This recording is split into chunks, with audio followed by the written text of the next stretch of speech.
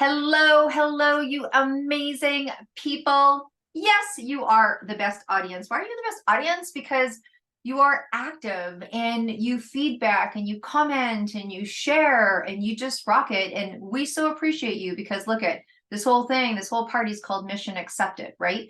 And so you know that our guests that come on have braved up, jumping off, deciding to come into the world of entrepreneurship, or they're moving their projects or their nonprofits or their profits to different places. And they talk about that mission to help you either stay on your mission, have a little laugh with us, go, hey, look at you crazy people, and or inspire you to activate something that's inside you. And look at, I always tell you that you're the best audience, and I know that you know it's coming because it comes every single time. You are also the most powerful. You are the most powerful audience. You make things move, and you do that in everything you say and everything you do. And what a better lead in into our incredible speaker that we have today. And that's what she does. She's a professional speaker. She is speaking on the 262 Summit. You've probably already heard her. And if not, you will see her episode when we go live. She's also a part of this project, but she also really, she coaches and she trains and she mentors and she inspires and she does all of that in so many different ways. We're so excited to have her today because one of the things that I love about this woman is that she's totally brave. Like, she stands behind her message. You go to her media, she stands behind her message. You have a conversation with her, she stands behind her message. And a lot of the times we're afraid to stand behind our message for whatever reasons, right? It's a process. And I'm excited to hearing about how she came to that place where she was able to stand in her power, in her message, because sometimes we waffle, right? We're like, we want to stand up for this, but what will people think? We want to niche in our businesses, but we don't want to lose anything. And Nicole is a prime example of what happens when you don't worry about those things, or maybe she worried about them and worked through them. We'll find out as we dig a little deeper today. But Nicole, thank you so much for joining us today on Mission Accepted. Thanks for having me, Deb. I am so excited to join you today, talking about my favorite subject ever. So I'm looking forward to diving deep and fast. Yeah, well, let's do that. So Nicole Gribstad is a faith-based coach, speaker, mentor, and motivator. I know that she's like, hey, let's talk about some inner peace and some inner joy today, and really coming from being power, like having power, to being powerful. So let's talk a little bit about that. Tell us a little bit about your process, how you ended up becoming a faith-based coach and mentor and speaker, and then we'll dive a little deeper in terms of, you know, how you decided to stand behind that as your business, right? Not just, sometimes people stand behind a message in their personal life, but you actually made that your business. That's right. There was a time in my life when people asked you, what do you do, Nicole? Right. And so in this world, I felt like I had to have one answer, like, oh, I have to tell them one thing. But when I think about it, I do more than one thing. But, I felt this pressure that I really have to determine what is that one thing for me. But what I really wanted to go on a dialogue, I do this and this and this. It almost felt like wrong to say I do so many things. I had to pick. So I felt pressure to the point where, I started on the search, well, amongst all the million things I could do, many hats I wear, what is really the one thing if I had to choose? And I only choose if I had to, because I like to do so many things. And believe it or not, that was one of the most challenging thing I had to do. It's easy to go raise my children, do things that not, things that you do action-based, not so much thinking, but I had to do a lot of soul searching. For example, like, who am I really? What do I stand for? What brings me most joy? It requires a lot of diving deep into past, present, future type things, so I felt stuck and I felt pressure because I looked around my world and things were starting to, there's many wonderful things, like, for example, my family, whom I love, right? Adore. I love my family. I feel so blessed. However, when I looked around as a protective person, I come to discover that I am. Here's my family. I look out in the world. There's a lot of atrocities. How do I protect the people I love from these outside atrocities? So that's how I start to discover what really ring true in my heart is that what was weighing on me, what was the thing that was frustrating me. That means somehow the inner was telling me that's what you should solve, the thing that frustrates you the most, but at the same time, the thing that gives you most joy. So what I was thinking is, I love my family, but I want to protect them from these bad things. But how, there's bad things, but there's good things. How do I usher in more the bad things while warding off the bad things? Well, how can I give them like these God-sized dream things? You know, we don't ban. I've discovered I'm a visionary. I don't settle. I think big unicorn giraffe style dreams of this nature, and all. And sometimes what I find is that me dreaming for the people I love, they don't dream there. Like I want more for them than they even realize they could achieve. And I started to feel different in the world. I started to feel stand out, like very different.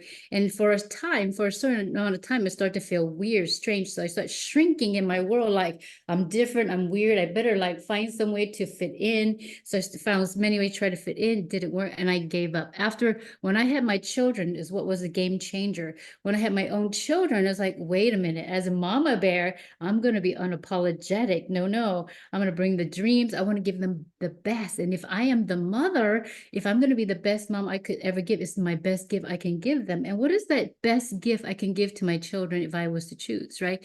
So racking my brain amongst all things I study, what is it?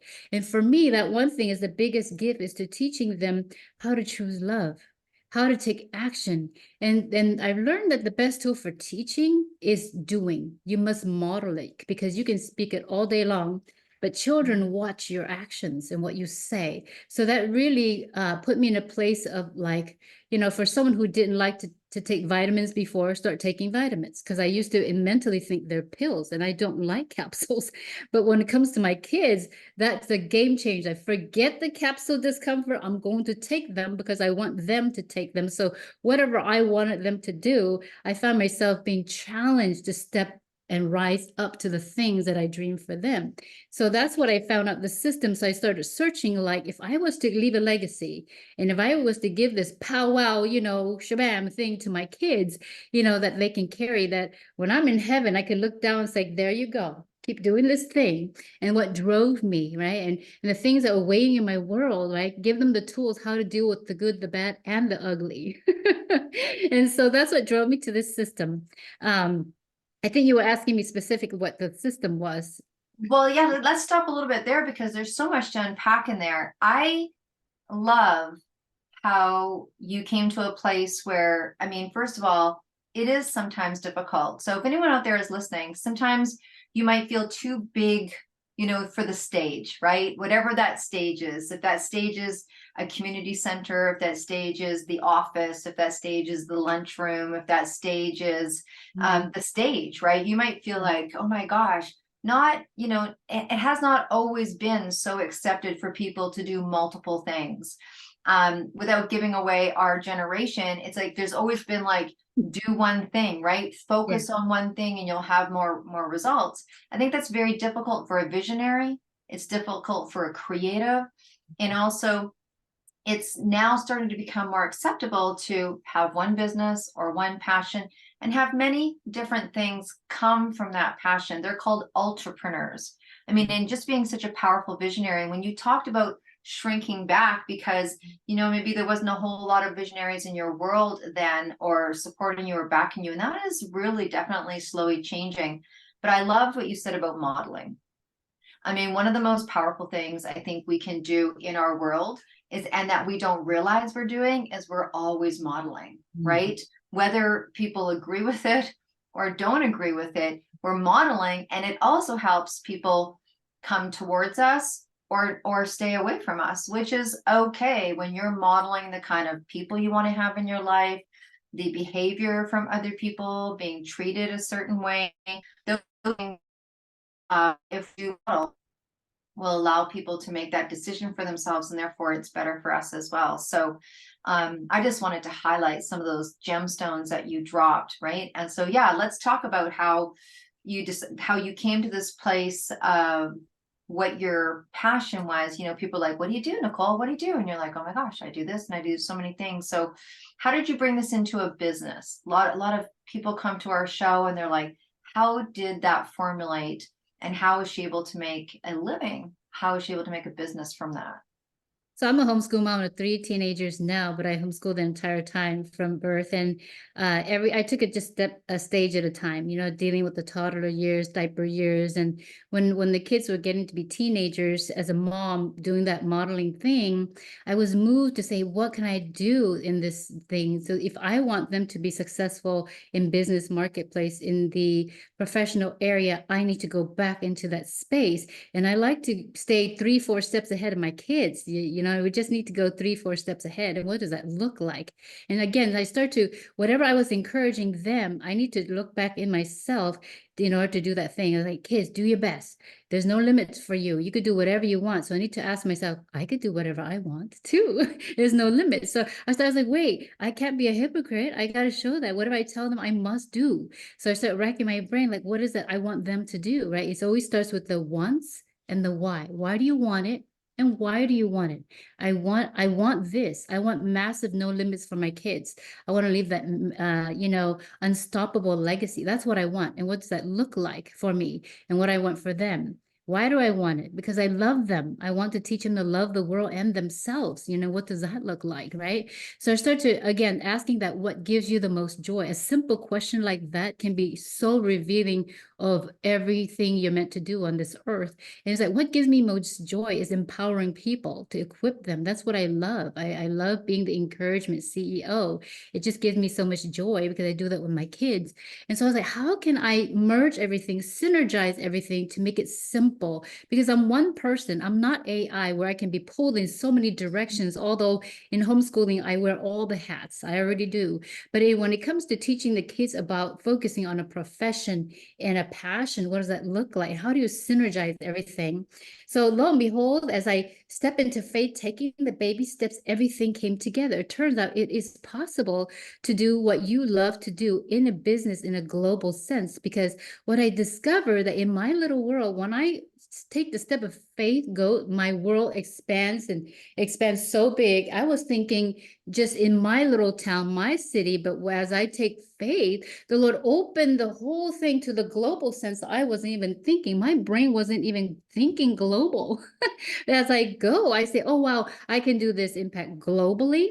I can homeschool the world global because now with social media, we have all these tools to, by fingertip, just reach the entire world. So I start to discover the tools and the systems. And at the same time, the people, my tribe, that I am not one person, but I can duplicate. And there's, power in numbers, as we know, because when I start to step into my God-sized dreams, thinking just me, God started aligning all the other people. Next thing you know, there's more people I can fathom. It's like, wow, there's other people like me. I'm so excited. Like you, Dorothy, like you, Deb here. I get super excited. If I knew that there was billions of people, I didn't need to limit myself to like the 400 people in my life. That could be like billions. It's a game changer. Now it changes because these billion of people, these hundreds of people, they have gifts that I don't have.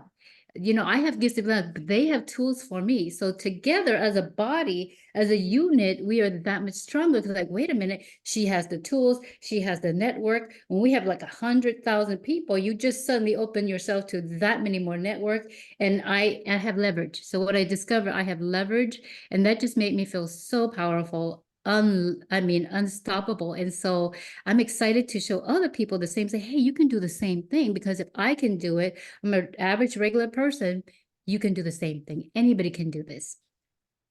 That's amazing. I love how you describe it, because it's almost like it's very linear, right? It's like you made a decision, you were inspired, you had this dream, and many people do. And I think right now people are concerned about starting because so many people have 3,000 followers, 4,000 followers. Like, how am I going to compete? First of all, we don't need to. It's not your path. And what I loved about what you said is that you were thinking, and it's not like you were thinking small, right? You were thinking within the limits of what you were thinking with. And you started there, and then you were like, God-sized dreams. Do you know what I mean? Like, you had your dream, and then it was these God-sized dreams, realizing that, when you're talking to your tribe, which was 400, the ability of how they talk, and how with one finger you were able to make a decision to go global. And And even though that sounds so easy, it is so possible and it is so probable. But I love how you started about how that's where you started, right? You started, and it's completely okay to start with the dream that's going on inside of you. You don't even ever have to see that someone's doing that business, right? Like maybe, I don't know, did you ever know faith-based coaches and speakers before? Maybe, maybe not. But were you hanging out with them every day? Maybe, maybe not. Were you like, there's people that if you want to have something, that's the beauty of probably what keeps us going as entrepreneurs, right? Is the That's right. constant unfolding that happens, and that dreams can be bigger for you, and it's okay if you don't see them yet, right? That's right. That's right. Yeah. And I also discovered there's such an importance when each individual discover, or you don't have to know the whole dream. You just have to have an inkling. You just realize there's something burning inside of you, whatever, you start to act upon it. And it could sit there for a while until you get tired of it just sitting there. I'm ready to do something because it's just nagging at me. What I realize is when you start stepping into that burning inside, other people are encouraged when you do it. Oh, look at her. She's doing it. I want to do what she's doing. And there's such influence. People talk about not having time and money, which is mostly what everybody says. I don't have time, now I have money. But what I realized, the secret sauce here, guys, is that you don't need time or money. You just need a decision. Once you make a decision, say, I want this for my world.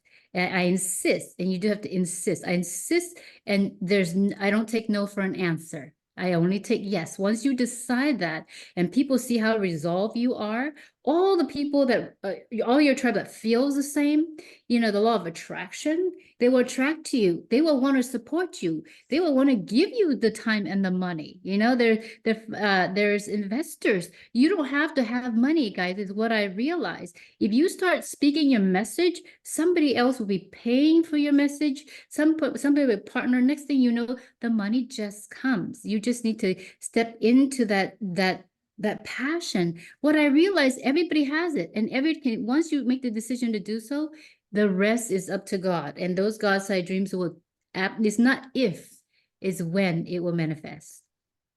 Okay, so so much good things here. I hope that you are all listening to this. If you could bundle that up, it's not whether you have the time. It's not about making a decision about the money, and it's not about making a decision about the time. It's about making a decision, right? It's about making a decision. There's a proverb that I love. It's a Scottish proverb, and it says, basically, it says, once you make that decision, all unforeseen and unforetold things come into action. And that's exactly what you just talked about.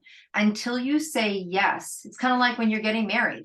Until you say yes, then you find the florist, then you find the location, then the dress pops up. Oh my gosh, I've never seen that dress before. Look at that, come to me. Because there's an energy and a power behind a decision. And that when you make that commitment, so therefore the commitment meets you. That's right? And the other part of it that I love that you talk about, the faith piece, is because sometimes when you go, okay, I'm going to make that decision to go in, it doesn't mean that everything pops up like a full dozen bouquet of red roses. There may be some stuff that shows up. You may be going, maybe you have an increased sense of fear because you're finally stepping forward. But it's about keeping pace and keeping ahead of that, right? You talk about the inner peace and faith-based, like being faith-based. Sometimes when you make that decision to say yes, that's when your faith needs to step in the strongest. But talk about that, because you coach people in a faith-based way, and you happen to coach faith-based people. And sometimes, people have an illusion around, oh, well, they're so faith-based, they don't have fear. They're faith-based, nothing goes wrong for them. They're faith-based, they don't come up against challenges. And you're probably going to tell us that that's not 100% true. That's right, you're correct. And I have this my particular, I have a verse for you. It's called Ask, Seek, and Knock. Have you heard of it? It's found in Matthew 7:7-8 of the Bible. And it says, ask and it will be given to you. Seek and you will find. Knock and the door will be open to you. For everyone who asks receives, the one who seeks finds, and to the one who knocks the door will be opened. Now I realized something, you can read any book and they say, oh, that sounds so good. I love that, but I realized that doesn't do anything for you until you believe it for yourself. And after you believe it, it still doesn't do anything until you take action towards that. It's the action piece, right? Something can sound wonderful, and until you take action. I'm gonna give you an example. Okay, I can say, I want to go to Greece. I want to have this trip, and think you could do such and such in Greece. You can read about Greece, the history, and it stays there until you buy your plane ticket, get your suitcase packed, go to Greece. You won't know really what Greece is all about right now. And once you go there, there are things you may discover that's not covered in the textbook or the YouTube channel or whatnot, And so you just need to go for yourself, and it's a whole different. Now you can come back writing your book about Greece, because from your perspective, it's truly that whole new world experience. So same with any decision you make in life, is like you can write the book, but until you decide to write the book, you didn't know there's different kind of books and how easy and what kind of author. And once you decide whether it's like, I'm going to make a casserole, there's many kind of casseroles, right? There's a plethora. Pick one. Is it keto? Is it paleo? I don't care about keto, paleo. Just give it to me straight. So it just really depends, right? And you talked about the wedding. Once you decide it, until you actually decide to get married and look at the venues. When I started looking, I was like, who knew there was all these amazing venues to choose from? Now I can't choose because there's too many wonderful dresses to choose from. Your whole world just expands, and so I desire that for everybody, because it's beautiful. I mean, it's just like, who wouldn't want that? Why wouldn't you want your world bigger? Why would anybody want to shrink rather than go live? Because we are actually designed to live. We're made to live and live more abundantly. Oh, I love that. I love that example. And I love when things are just so clear. And it's like, and I think the biggest thing that I got out of what you just said is sometimes we don't even know. Like we can imagine, we can watch the YouTube, we can like, oh, we've been planning our wedding forever. I've been thinking about it.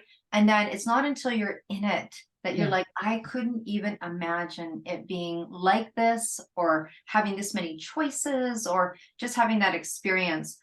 What do you think stops people from making that decision? What do you think? I mean, we hear a lot of people like, I want this, I want happiness, I want love, I want a good relationship, I want to have success in my business. What's some of the stuff that makes people not step forward, Nicole? That's a great question. So what most people have a lot of is fear. And what people need more of is courage. And what people fear is their past and their future. That means they're scared of everything. Right? And you mentioned earlier, doing these things is actually not doing things where there's no fear, where there's no challenges. A champion does things in the face of fear, right? In the face of adversity. What happens to us in life is only 10%. How we respond to it is 90%. So once you realize that, wait a minute, that's a game changer. Everybody has life every single day. And it happens, if that's 10%, and if 90% depends on how I respond, and if you ask me how I respond as a visionary, well, I'm going to paint it beautiful. It's going to be a masterpiece. If it's up to me, you give me the paint, the crayon, the canvas. Well, why not? Why make a scary picture? Why make just a picture? Why just be just? Why just have ordinary? No. Give it your best and let it represent all things beautiful within yourself. Go big. So the idea is stop playing small and go big. But another thing that stops people, Deb, I find, is most people are born into a certain situation, like in a cocoon situation, where like, this is who I am. They identify, this is my mom and dad, this is my environment, this is my family, this is who I am. What they don't realize, that's only in the race, the starting line, beginning point. They are in a cocoon. What they don't realize, actually a chrysalis, cocoon ends up being a moth, but a chrysalis ends up being a butterfly. So what happened is, when you break free out of your, set environment in your mindset, once you break free of that chrysalis opens, and now you're a butterfly, more beautiful than you can imagine, and you can fly anywhere you want. You're free. So once you realize, wait, that's the starting point, but that's not my destination or my ending point, that really God gives us the freedom to say, wherever you want. It's your world, my world. You can fly wherever you want. eat wherever you perch where you want. It doesn't matter where you start off. Anybody up here, you're down here, it's just the start. And once you free yourself, it's a mindset thing. When you're like, wait a minute, I started here, but I'm a swan, I'm a butterfly, I have no limits. Nothing should stop me. And it doesn't actually take money. I create money. I make time. You started, I'm a creator. See, that changes everything. I'm a designer. Once you realize maybe you're a designer that was born in Oregon. Maybe you're a designer born in South Africa or Dubai, wherever you started, you are a creator and a designer. So if someone, and some of us need permission because we're trying to be the good kid, obedient to mommy and daddy, the teacher. When we start to stop realizing, wait a minute, I didn't come just to obey my parents and my teachers. We're here to co-labor, coexist, and teach each other because they have gifts, but I have gifts. And each person is so unique. There's no, one other thing to realize is there's no singular person who is you. We, each of us, past, present, and future, is as unique as a snowflake. If you ever see snow under the microscope, you're never going to find two snowflakes alike, none, ever. So once you realize how unique you are and the gifts that the Lord gave you to bring for such a time as this, nobody can. Only you can for such a time. That when you do, you bless the world. And when you don't, the world actually misses out on those blessings. So once I realized that, well, let's bring it, because if I'm not going to, nobody is going to. And I certainly don't want the world to miss out on what I have to bring, right? So then if I knew that it was only going to come from me, guess what?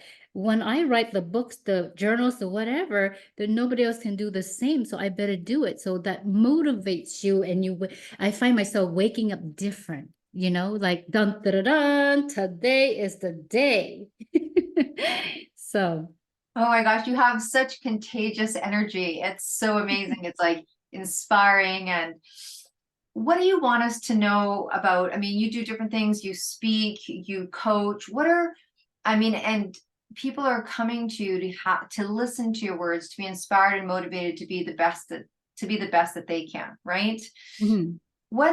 Is there a story that you can tell us about someone that came to you that had a transformation? Is it because I think some people think that you have to have it all together before you go to someone. Like, I'm going to go to a coach and I'm going to learn how to take my business that's all ready to go. Like, but that's not the case, right? Like, maybe give us an idea of what are the scenarios and where people come to, they're like, Nicole, I want what you have. Like, Nicole, I don't, like, give us an example, because sometimes people don't even know when to reach out. And I think entrepreneurial minded people, they try to do it alone way too long.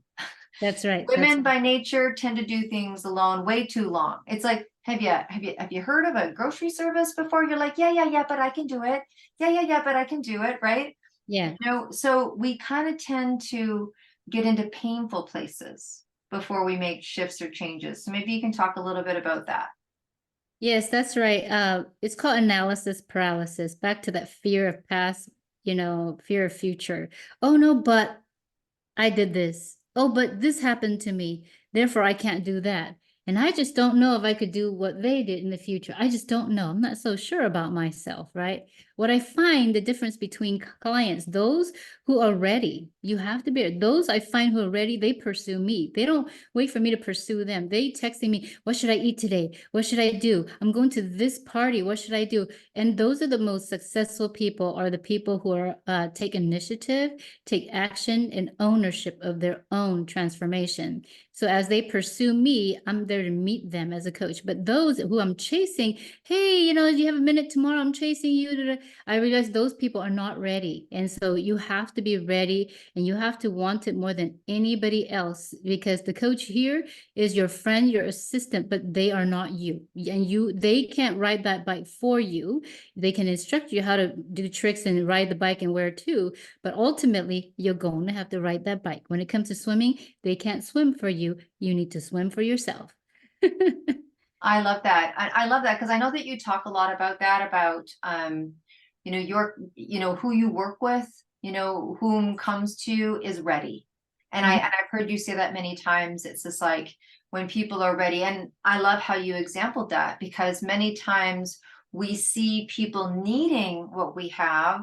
We see people needing our advice or our services, or you're like, oh my gosh, if you just go left, or you might hear someone, I'm in media, so I hear someone do a show or a podcast or something, and I'm like, okay, and you want to like help them along a little bit, or you want to share your goodness, which we can, and we do that freely all over the place. But That's I think right. there's something very different about when someone's ready, and I don't think they have to even know, right? I'm sure when people come to you, they don't have to know where they're missing that piece, because Mhm. sometimes, but they are ready for something. They're willing to take responsibility per se, or they're willing to do the work, whatever that looks like. Because I'm sure that when you dig a little deeper, sometimes it's just wrong messaging, or it's something that's stuck in someone's head that's stopping them from wanting to, like you say, be a butterfly. Yeah, I have another really, really good, simple example for you. As a homeschool mom, I have three teenagers. My youngest came to me, she was struggling with her math problem. You're going to get there eventually by yourself, anything you pursue. But with a coach, you're going to go faster. Why? She's like, oh, I could do this, mom. I could do it on my own. I'm going to do this math. Well, she struggled for like 2 hours later. I'm like, hey, can I help you? Is there something you're stuck on? She says, well, finally she'll come to me. And within 5 minutes, I gave her, oh, you should do this, done. And so there's a difference between you can learn the piano by yourself, or you can have a piano teacher and take you there quicker, right? Everything is you get to decide how quick you want to get there. Also, success leaves clues. So those who are successful, be around them, find out what they do the same thing, you're going to get the same results. So my daughters learn over time that's going to be quicker having that conversation with mom than to, although at the same time it's good to struggle a little bit to find out what we're stuck on, and you get a taste for what that struggle is, because you're going to appreciate it when you get the results, because you're going to have much more gratitude, like, why didn't I do that sooner? So time and time again, she's like, well, when I go to her, it's done within 10 minutes, whereas like 2 hours later on my own, right now she's coming to me quicker, sooner, realizing I don't want to spend another 2 hours on every algorithm here. I have things to do. I have my friends to play with. So here's the lesson there is, the sooner you get past what you need to get there sooner, so you can play, so you can have more fun. Because if you're not having fun, you're not doing it right. Exactly. So if you want to have fun, do what successful people do, and you're going to get the same results. Absolutely. I feel abundant. I feel geared up. I feel like you do when you go and you listen to someone who knows what they're talking about and shares, and it's insightful. And I'm hoping, and I know that you're out there feeling insightful. Nicole, is there anything else that you want to share with us? I mean, I wanted to talk a little bit about, you work with faith-based people, and that was a decision that you made, right? It might not have been an easy decision, or it might have been a really easy decision. But we talked a little bit pre-show about people are afraid sometimes to niche themselves. Do you Mhm. want to talk a little bit about that before we wrap up? I absolutely do. I was like, well, I love all people. I want to help all people. People were asking me, who's your avatar? I don't even know what an avatar was. When I started this process, what is an avatar? I'm thinking Avatar the movie, which I like, right? Disney, right? So I was like, what are you talking about? And why would I limit myself? I'm here to help everybody. But what I realized is the importance of niching. It's actually way more important than one realizes, because although you can help the whole world, you need to start somewhere. And starting somewhere actually is yourself once again. And interesting with that whole process, finding your avatar, again, it forced me almost to look inside. It forced me to discover myself. But like, who am I? Who am I really? I start to realize I actually don't know who I am in the process. But when I start digging, start discovering, oh, I'm this. When I finally decided who I was, that's when things change. It's like, well, I'm not going to just help any, Joe out there. I'm going to help someone who is my age, doing my homeschool thing, having my same thing, because that's going to attract, they're going to, it's like back to the law of attraction. Until you know who you are, how are you going to attract the people? Because you don't even know who you are. But so that self-discovery process is so key, so important. I can't even emphasize the importance of that, to take the journey of really learning to self-love, self-heal, discover, love yourself, like in every regard. Love your eyes, love your hair, learn to fall in love with yourself, because until you learn to love yourself, how is anybody going to learn to love you when they can feel it in your energy? It's in in the essence, or you exude that inside, right? And so once you are having this, like, oh, I love me, I love you, you don't even need to say it. That energy will be felt, and right, it is so contagious. And that is what you want to use, that energy itself. Even you walking into a room, you will shift because people's eyes on you and you don't even know why. That's what you want. So once I decided, okay, I am going to help the world, but I'm going to admit I'm going to have to settle that now I'm in my 50s. I know I don't look like, I have to settle, because I was in denial for a long time, guys. It's like, oh, but that means I have to admit to my age. I really want to still be 32, right? But no. But people are not going to know who I am, because I'm going to be attracting 32 people when I'm in my 50s, but they can't relate to me because I'm not in my 30s, I'm in my 50s. I better say so they know they can relate to me. And if I do all these things, they're going to like, what are you doing that I'm not doing? Because I want to have what you have. But until they know, they won't know. So I have to really admit and not live in denial, guys. Mhm. So I am a mom with grown kids. I homeschool. I went through the journey. I have all my ups and downs, and I do struggle, but I learned that we're not going to, we can't wait for all the stars to align before we begin. I learned that if you wait, it's going to be a super long time, guys, before all the stars align. You need to just begin. You need to say, well, I don't know when the stars are aligning, but I'm beginning. And I don't care if nothing is, falling into place. But as for me, that's what I decide. Today, when I wake up, I'm going to have the best hair, best dress. I'm going to take out all the clothes in the closet. Doesn't give me good energy. Bye-bye. See you later. So when I blindly close my eyes, what I choose in the closet is going to look good on me. I made a decision. When I go to the fridge, wherever I reach when I'm hungry, it's going to be good for me because I stocked it like that. I'm not going to put anything in my pantry, nothing in my house that is not worthy of me. So you need to decide what is worthy of you. Is that worth? Because you are worth it. Ooh, I love that. I love that. Oh my gosh, what a different take on even purchasing of your clothes, and when your clothes no longer serve you, and the food, like, you can put your hand in that fridge and everything is going to serve you because you've purchased what's worthy. All right, now I have a question for you that's completely different. And before we do, can you please share? I know that there's people listening and there's people viewing and both, and people are very good at looking at the show notes. But if someone's just listening right now and they want to go follow you on Facebook or whatever, where can people find you? They can find me at Nicole Gribstad, and Nicole Gribstad, Gribstad on Facebook. I'm all over YouTube, Instagram, TikTok under the same name, Nicole Gribstad, and we'll connect. Absolutely. Absolutely.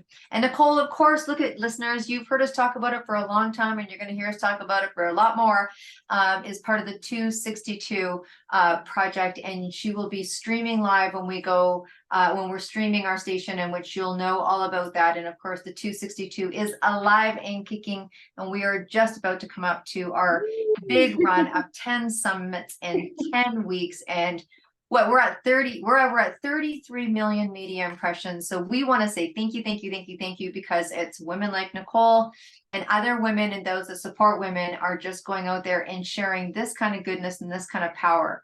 So my last question to you is completely different, but it's one of the vibrations that I love to vibe to, and that's music. So Nicole, I'm going to ask you, if you were on your way to go to a desert island and it was you and you had this one suitcase, and you packed it up all full of your cool vibe clothes, and you had room for one album to take with you, which album would you take that you could not imagine not listening to for the rest of your days?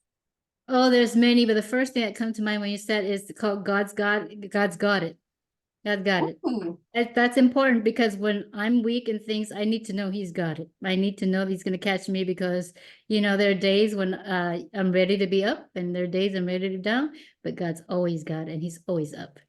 Oh my gosh. Okay, so you heard it. That's an excellent album, an excellent choice. Nicole, thank you so much for spending some time with us today. And look, other people, listeners, dedicators, followers, if you want to be sitting where Nicole is and you want to share your information about your passion, your passion, your message, and or if you're a dadager or a momager and you have one of us in the mini version running around your house going, I want to have my own business.